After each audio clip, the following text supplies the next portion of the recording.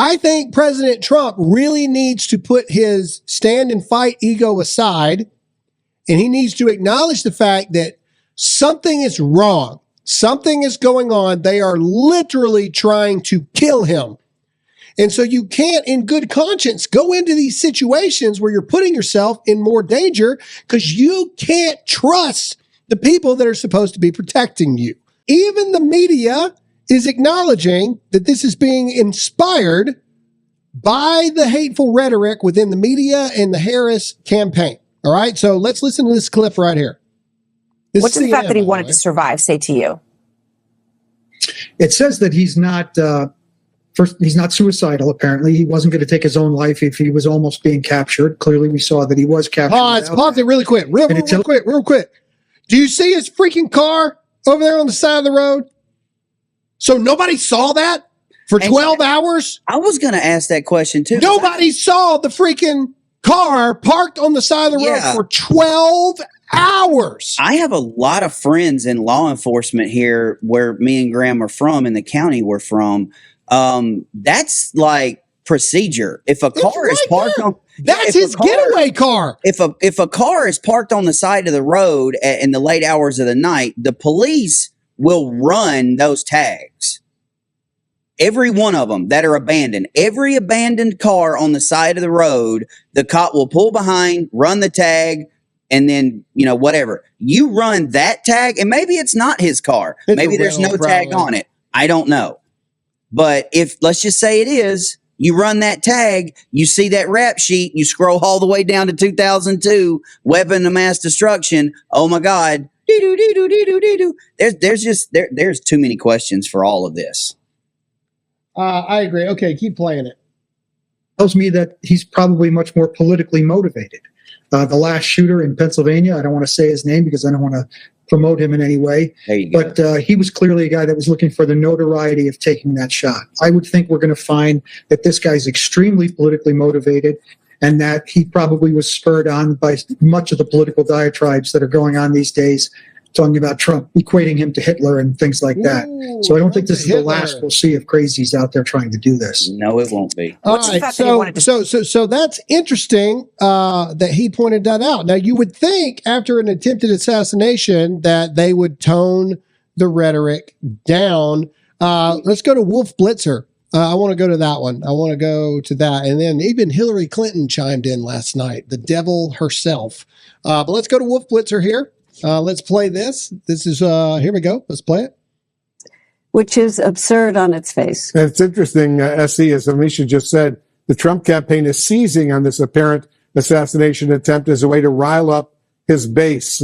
But how do you see it? How do you see independent and swing voters who are so critical of these battleground states right now reacting? Which is so Trump's trying to take advantage of the fact that he was attempted assassination to rile up the base. The base is riled up because this is the second assassination attempt in 2 months. But don't worry, Hillary Clinton had something to chime in. Listen to this horrific woman. Play it. I am struck by the fact that as his campaign careens into very, very offensive territory, the association with Holocaust deniers and the outrages at Arlington National Cemetery of all places, the insults to recipients of the Medal of Honor, the recent incredibly racist and dangerous lies about specific groups of immigrants, Haitians in this case, and Venezuelans in the case of Colorado. I am struck by the fact that as much as we thought we might have been inoculated against sort of outrage tactics like that, where everything else gets thrown by the wayside and everybody starts responding to his outrage du jour, it's a way of sort of yanking everybody's chain. I sort of feel like we haven't learned. And he's still being taught, especially by the media, that the more offensive he is, the more he can dominate the media space entirely. And I feel like you've been a good diagnoser of that, not only from when you were up against him, but from what others have done. So do you have an antidote for that, or a way that people can talk themselves out of taking that bait? I think that's really a critical question. And I think there's a couple of things going on here. You mentioned the press, and sadly, the press is still not able to cover Trump the way that they should. They careen from one outrage to the next. What was outrageous 3 days ago is no longer on the front pages, even though it threatens the physical safety of so many people, particularly, as you point out, immigrants that he and Vance have decided to demonize. And I don't understand why it's so difficult for the press to have a consistent narrative about how dangerous Trump is. The late, great journalist Harry Evans, one time said that, journalists should, really try to achieve objectivity. And by that, he said, I mean, they should cover the object. Well, the object in this case is Donald Trump, his demagoguery, his danger to our country and the world. Pause. There you go. With it. All right. So that's the point. These people, this is a 4.5 minute segment of them basically just talking about how horrible Trump is. And what a threat to our country he is. How can they justify saying what they're saying? They are literally comparing Trump to Hitler, and he's had 2 assassination attempts on his life, but he's the dangerous one. I don't understand how these people come on live TV and spew all their garbage, and people are buying into it. It's just my favorite part about this whole little thing is Rachel Maddow talking about the Haitians in Springfield and the Venezuelans in Colorado. Okay, he's talking evil rhetoric about immigrants. So Trump focuses on what's going on in Springfield, which we all know is a travesty right now. And then you've got a group of Venezuelans taking over an apartment complex. Trump calls that out. He calls what's going on in Springfield out. But the media broadcasts it as Trump hates immigrants, all of you. Every one of you. I don't care where you're from. He hates all Haitians. He hates all Venezuelans because he's focusing on what's going on in 2 cities. Yeah. Well, and again, it continues. Even Brian Crassington yesterday posted something that says he was responding to somebody that said the fact they keep trying to kill Trump is reason enough to vote for him. Brian Crassington said there were 42 assassination attempts on Hitler. It's hardly a reason to vote for someone. That's thing, and I actually reported that one. I very rarely do, but I responded, considering the fact that rhetoric is playing a huge part in these assassination attempts, maybe you should be careful how you are comparing Trump to Hitler. At X safety, this guy needs to be looked at. These people need to be looked at on a daily basis because this is what they continue to do.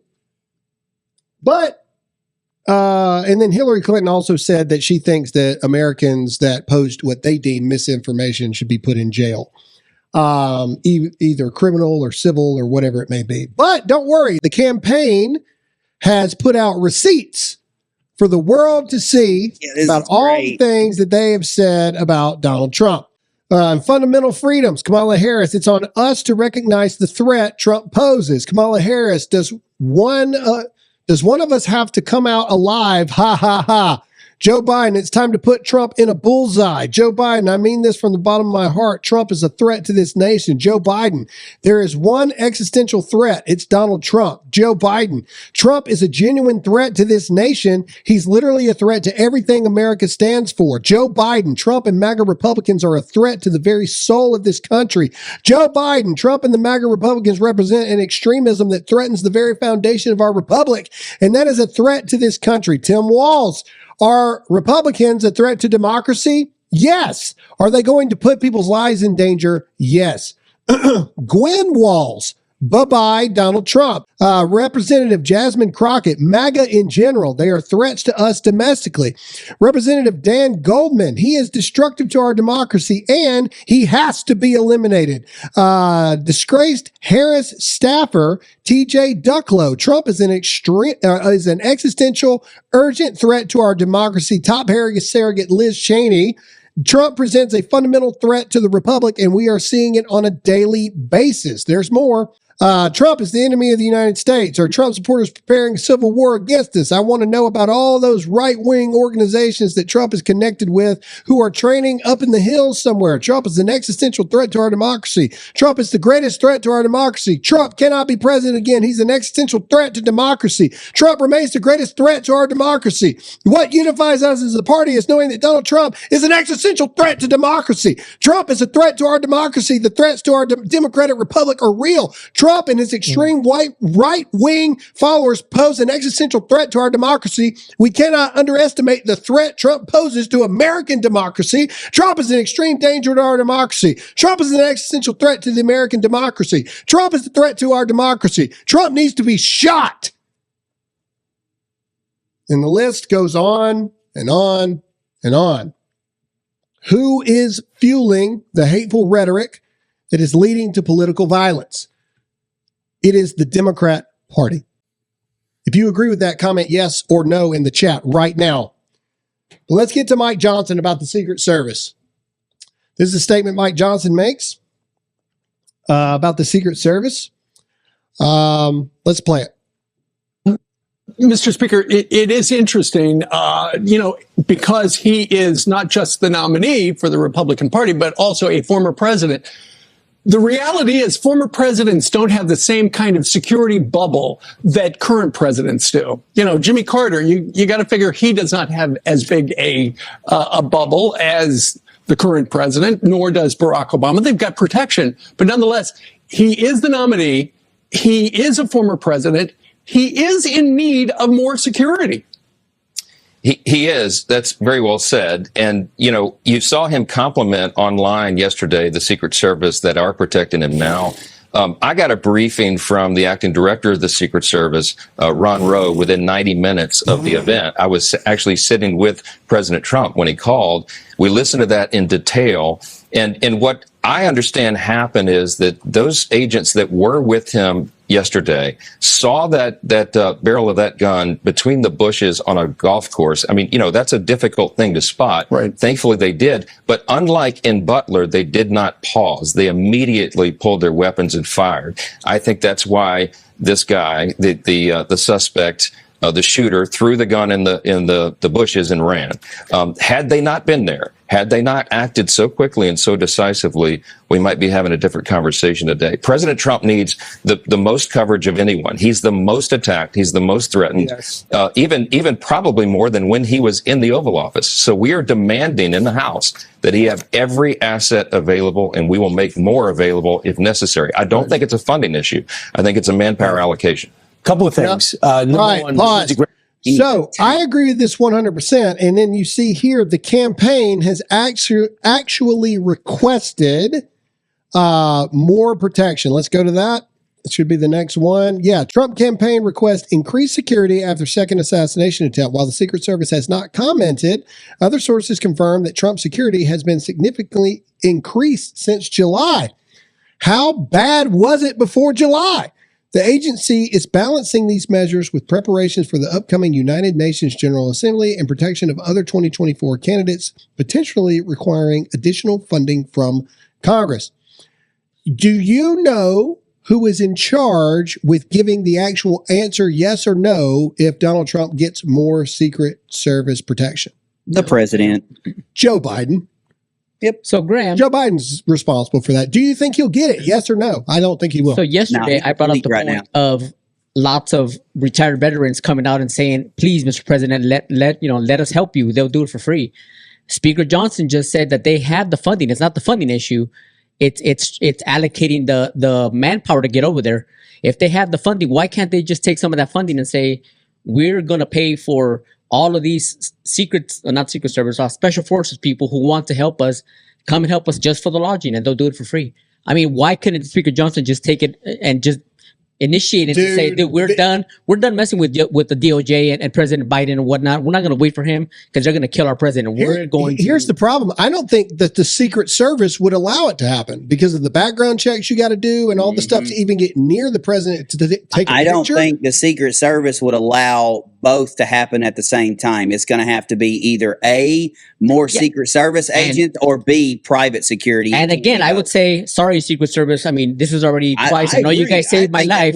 I'm going with Plan B. I'm going with my own secret. I think with my own private security. Yeah, well, again, I don't know the rules there. I think I'm pretty positive that Secret Service has total domain and control, and so I don't know if Trump. Yeah, and they're doing a bang-up job. I don't know if Trump has the authority to be able to tell the Secret Service no. I don't think he does, because the Secret Service's sole mission is to be able to honestly take control of the president to protect him however they deem they need to protect him. You know, it doesn't matter, you know, I'm not giving any light to George Bush here, but you know, when 9/11 happened, George Bush was in the air, and I believe they wanted to take him to Camp David, and he said, no, you take me back to the White House. And they told him to sit down and shut up, that you're going to Camp David, you know, kind of thing. And in the initial, I'm pretty sure it was Camp David. Either way, my point is, when dangerous situations arise, the president doesn't have they don't care what the president says. No, not at all. The Secret Service, once that threat is there, that it's Secret Service. It's not what Trump wants to do. It's not what the president wants to do. It's not what it's kind of like, Graham, when you ran PSD operations in Iraq. Once that threat is there, that general gets thrown around. It doesn't matter. I mean, whoever you're guarding is thrown around like a rag doll. Which brings up the conversation about the iconic photo that he got. Love the photo, but I don't think he should have been able to do that. Well, right. The fact that he even was able, and again, the photo was iconic. Nobody's arguing that. Mm-hmm. The fact that he was even able to say, wait, and tell the crowd, you know, to keep fighting. That should not have been, he should have been put in a chokehold and drug off the stage. Like, I mean, that's the reality of the situation. Yeah, I had this conversation with my wife. I believe. Great photo, and it'll be in the history books, but it should not have been allowed to happen. Here's the thing, and this is the end of the show, and this is where we're going to end it, because I want us to pray this thing out while there's a lot of people watching. Again, to echo Dan Bongino yesterday, and this is why I think President Trump and the team need to take a hard look and not just the next 49 days, but until January. Mm-hmm. If he continues to do what he's doing, let me say that one more time. If Donald Trump continues to make the decisions that he's making, golfing out in the open, going to the freaking Bama-Georgia game, like all these things, Donald Trump is not going to make it to the White House, even if he wins. They are going to kill him because his security cannot be trusted. The internal systems that are protecting Donald Trump are compromised. There is no way that it can be deemed anything else, whether that be compromised in the sense of they're intentionally helping or compromised in the sense of they are absolutely ignorant and unable to do their job the correct way. If Donald Trump truly wants to save this country, then he needs to take a real hard look at what he's doing, because it's bigger than him. We all know that he's tough. We all know that he is able to stand strong in the face of fear and adversity and threat of death. We got it. But Mr. President, if you are murdered, this country burns to the ground. And you really need to take a good hard look at that. Are you trying to save the country, or are you trying to prove how big and bad you are now at this point? That's the question that I think really, are you really doing what's best for the country right now by exposing yourself to get murdered because you can't trust the systems that are set to protect you? I don't think the answer to that question is yes. I think that Donald Trump, I really do. I think he needs to do nothing but enclosed arena rallies from now on. No more golfing. Hey, you got 49 days, bro. put the freaking clubs down. Like, I'm serious. Put the freaking clubs down because you can't trust your security. Todd, I see you going no. He can't trust the security, Todd. I know, man, but it's a double-edged sword. Like, I understand. Listen, I understand where you're coming from, bro. I get it. I get it. I get it. I'm just not that dude. And neither are you, man. Like, you wouldn't do it either. No, like, you would still be out and about. Yeah, tough. That's not what it's about. No, Surviving Todd. 2 assassination attempts? Yeah, I would. I'd be like, look, we've got to get to the White House to actually fix this thing. Yeah.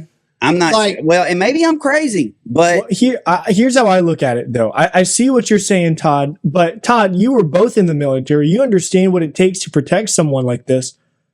I do agree with Graham, though, that in this scenario, the common sense thing to do is to stay hidden and do things the right way. I agree with you, though. It's good for his campaign and all of that, but he needs to be out of a position where he can be in danger. Here's the biggest thing for you to think about, Todd. Think about it a different way. If he continues to make the decisions he's making right now and he gets murdered, he is letting the evil get what they actually want, which is for him to be dead. And so at a certain point, you have to stop literally giving the enemy an open shot to come after you. You have to do it different.